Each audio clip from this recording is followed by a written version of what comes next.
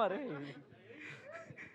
Hello first of all ఇక్కడికి song నుంచి గెస్ట్గా వచ్చిన ఆయితి హాసన్ గారికి అండ్ ఆనంద్ దేవరకొండ గారికి అండ్ ఎస్కేఎన్ గారికి thank you so much.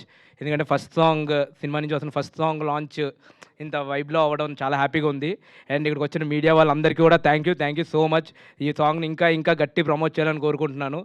And first of all ఈ సాంగ్ సిచ్యువేషన్ అండ్ క్యారెక్టరైజేషన్ ఇవన్నీ అనుకున్నప్పుడు సింజికి చెప్పినప్పుడు ఒక ట్యూన్ పంపాడు. అది విత్ ఇన్ ఇన్స్టెంట్గా హై ఇచ్చింది. దాని వెంటనే అందరూ కూర్చొని మాట్లాడుకుని దీనికి ఏం చేయొచ్చు అనుకుని ఒకటి ఇది అనుకున్నప్పుడు పక్కా ఈ సాంగ్ మంచిగా వెళ్తుంది జనాల్లోకి అని చెప్పి అనుకున్నాం.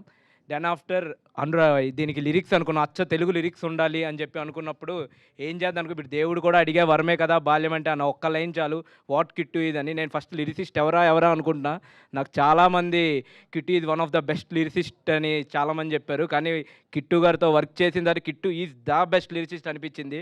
సో తను మాత్రమే రాయగలడు అనిపించింది నాకు. సో అండ్ సింజిత్ గురించి మాట్లాడాలంటే నాకు డేస్ కాదు, నాకు నిజంగానే సారీ. సో సింజిత్ గురించి మాట్లాడాలంటే నాకు డేస్ సరిపోవు అసలు. సో మా ఇద్దరికి ఆ వైబ్ అట్లా సెట్ అయింది.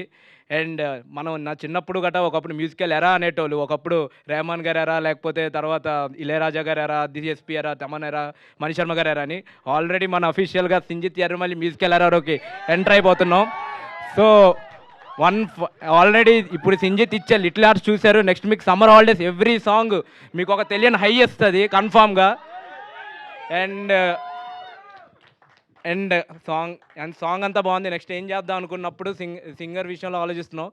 సో అనురాగ్ అని అనుకున్నప్పుడు నేను ఎప్పుడో బీటెక్ కాలేజ్ డేస్లో ఉన్నప్పుడు పిల్లారా, ఇంకా ఆశాపాష ఈ సాంగ్ లూప్లో వినేది. కానీ ఇప్పుడు ఇదే సాంగ్ ఇప్పుడు మళ్ళీ నా సాంగ్ నేనే వినుకుంటున్నా. కానీ పాటలు పాడింది మాత్రం ఒకే వ్యక్తి, ఆయన అనురాగ్ కుల్కర్ని. సో ఆయన పాటలు కన్నా ఆయన గురించి చెప్పడం కన్నా ఆయన పాటలే మాట్లాడతాయి. So and next coming to Rohan and Khushi, మీకు విజువల్గా వాళ్ళు ఎంత బాగా చేశారంటే ఎంత కష్టపెట్టినా వాళ్ళు అలా చేస్తూనే ఉన్నారు.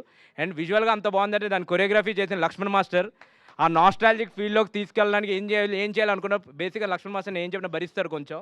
దాని గురించి ఫస్ట్ థ్యాంక్ యూ చెప్పాలి లక్ష్మణ్ మాస్టర్కి. అండ్ దెన్ ఈ నాస్టాలజిక్ ఎలిమెంట్స్ ఏవైతే మీకు కనిపిస్తున్నాయో అవన్నీ కూడా చాలా నీట్గా తను ఎవ్రీడే తను ఒక పేపర్ తెచ్చుకుని ఇవి అనుకుంటున్నా అని చెప్పేటోళ్ళు. So thank you master, thank you for the wonderful choreography. And దీని first of all I want to talk about Sai Prakash garu, the cinematographer of this film. ఇంత టాప్ నాచ్ విజువల్స్ ఇంత భారీగా కనిపిస్తుందంటే దానికి main reason Sai Prakash garu. And then coming to art department Kranthi garu, మీకు ఇంత nostalgic feel వస్తుంది అంటే ఆ పాత ఎలిమెంట్స్ అవన్నీ క్రియేట్ చేయడానికి క్రాంతి గారు thank you so much sir.